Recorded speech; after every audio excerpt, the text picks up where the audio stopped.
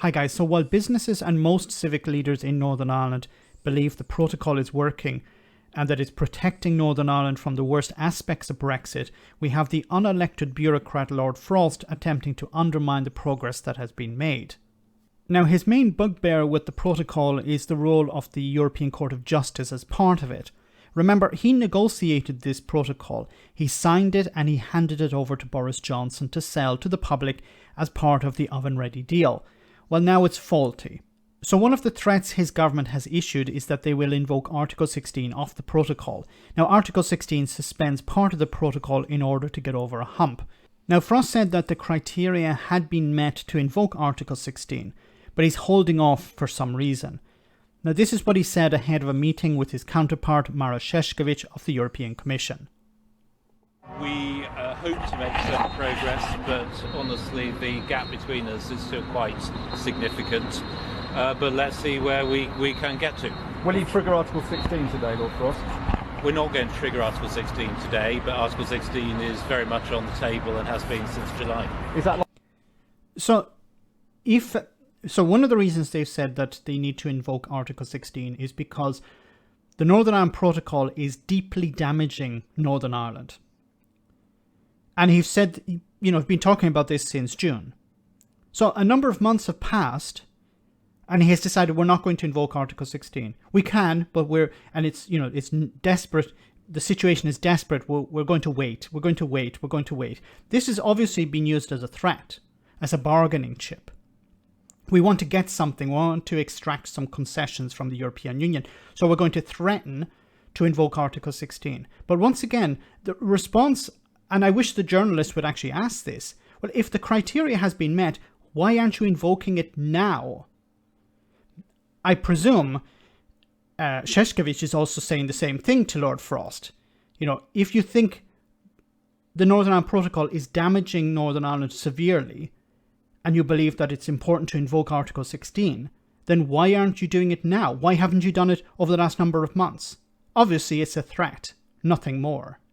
Likelihood increasing? Do you think is it becoming a closer prospect? Well, time is running out on these talks. If we're to make progress, we need to make progress soon, and our preference is to make progress and see if we can reach an agreement. How long does this go on for? What would it take to not trigger Article 16? If we can reach an agreement, a consensual agreement on the protocol that provides a sustainable solution, then that's the best way forward. That is the way of avoiding. How long can this go on for, Lord Frost? Sorry, how long can these talks stretch on for before you make a decision on this? So I'm not going to give any sort of timescales or any hypotheticals. We are trying to reach agreement, and we're working very hard, and we're going to carry on trying. Have you sought legal advice on? Is there anything that could happen in today's talks that would change the course of progress?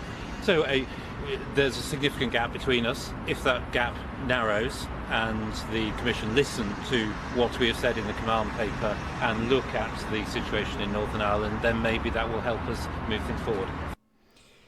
What I'd love for journalists to ask Lord Frost, I would love to ask him this myself, but I haven't been able to contact him.